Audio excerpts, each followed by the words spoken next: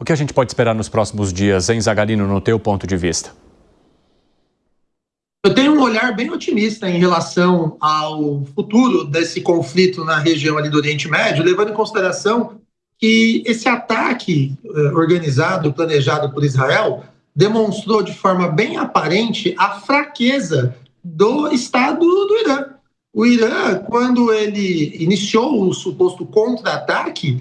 o sistema de defesa antiaéreo israelense ele teve quase 100% de êxito em pronta resposta às centenas de mísseis que foram enviados. E isso significa dizer que o sistema e todo o aparato de armamento, de guerra do Estado de Israel, com todo o avanço tecnológico que nós sabemos que existe naquele Estado, ele se demonstra com uma superioridade gigantesca. E o Irã,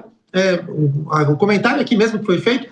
pelo Luca Bassani, tem aeronaves muito antigas, com falta de manutenção. O que eles têm lá são 120 mil homens das forças revolucionárias, mais as forças do próprio governo, que não tem muito o que fazer num ataque que muitas vezes seria desordenado, sem essa força militar, sem o apoio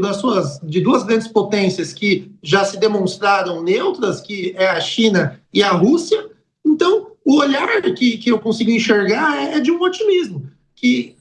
vamos poder chegar, eventualmente, ao fim desse regime teocrático, dessa ditadura que impera no Irã. E, contrário do que o Luca comentou, em relação à forma que se daria essa queda desse regime,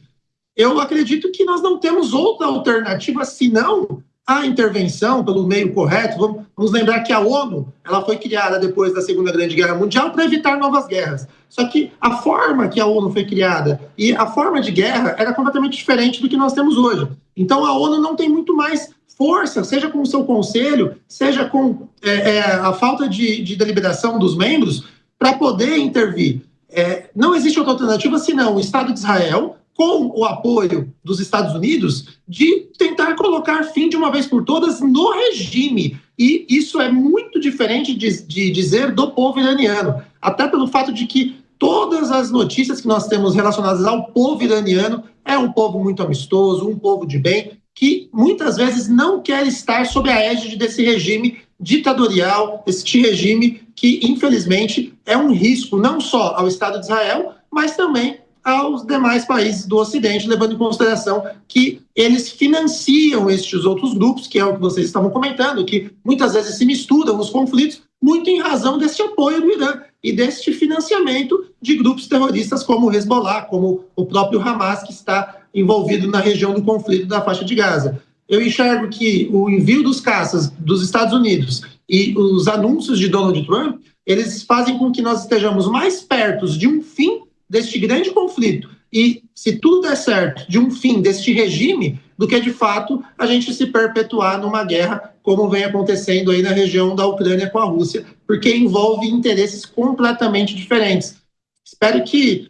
sempre o melhor caminho seriam os acordos de paz, e diferente do que o Piperno comentou também no começo, eu e o Piperno,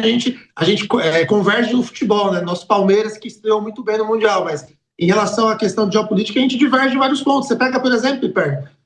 os Estados Unidos ele tem que agir na região. Ele não pode ficar à mercê de ver um aliado seu envolvido num grande conflito, porque nós estamos vivendo exatamente uma discussão entre o Ocidente e o Oriente, mas não só isso, de regimes de governos ditatoriais no meio de um Estado de Israel que prega a defesa da liberdade do Estado Democrático de Direito. A gente tem que cada vez mais caminhar para o fim desses conflitos, dessas tensões no Oriente Médio.